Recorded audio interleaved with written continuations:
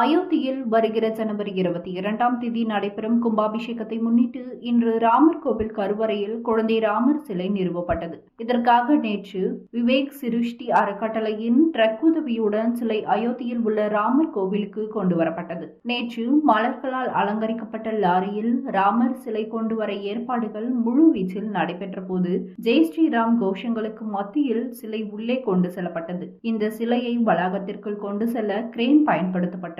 10 ton எடையும் 6 அடி அகலமும் 4 அடி தடிமண்ணும் கிட்டத்தட்ட 1 அடி நீளமும் கொண்ட இந்த கல் கார்கலாவில் உள்ள நெல்லிக்கரு கிராமத்தில் இருந்து ஒரு மாதத்திற்கு முன்பு சிறப்பாக கொண்டு வரப்பட்டது. மைசூருவை சேர்ந்த சிற்பி அருண் யோகிராஜ் உருவாக்கிய 51 அங்குல உயரமான சிலை அயோத்தி கோவில் அறக்கட்டளையால் தேர்ந்தெடுக்கப்பட்டது. கோவில் அறக்கட்டளை அதிகாரி ஒருவர் கூறுகையில், அருண் சிலையை 5 வயது குழந்தையான ராமர் தாமரையின் மீது ஒரு கையில் வில்லும் மற்றொரு கையில் அம்பும் ஏந்தியபடி காட்சியளிக்கிறார். அது மட்டுமின்றி இந்த சிலை சிறந்த சிற்பங்கள் மற்றும் வடிவமைப்புகளை கொண்டுள்ளது. 51 அங்குல உயரம் கொண்ட இந்த சிலையில் ராமர் தொடர்பான அனைத்து அடையாளங்களும் செதுக்கப்பட்டுள்ளன. இது எப்போதும் செய்யக்கூடிய மிக சிறந்த வேலை என தெரிவித்தார். தற்போது கோவிலுக்கு சிலை எடுத்து செல்லப்பட்ட வீடியோ வெளியாகி வைரலாகி வருகிறது. மேலும் சிலை இன்று நிறுவப்பட்டதை தொடர்ந்து இன்று முதல் குழந்தை ராமர் சிலைக்கு சிறப்பு சடங்குகள் தொடங்கப்பட்டுள்ளது. அயோத்தியில் இன்று குழந்தை ராமர் சிலை நிறுவப்பட்டதை தொடர்ந்து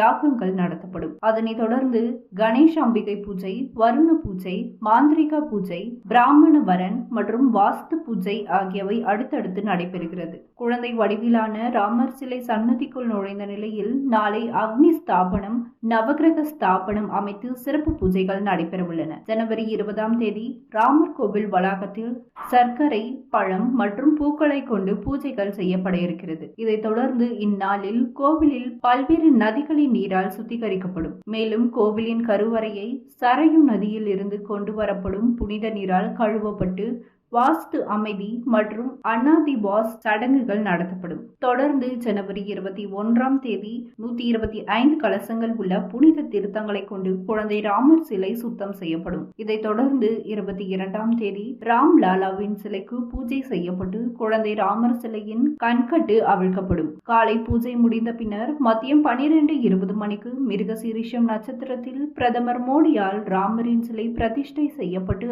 ஆரத்தி வழங்கப்பட உள்ளது. அதன் பிறகு கோவில் பக்தர்களுக்காக திறக்கப்படும். இந்நிலையில் அயோத்தியில் ஸ்ரீராமரின் குழந்தை வடிவ சிலையை தரிசிக்க பக்தர்கள் காத்திருக்கின்றனர்.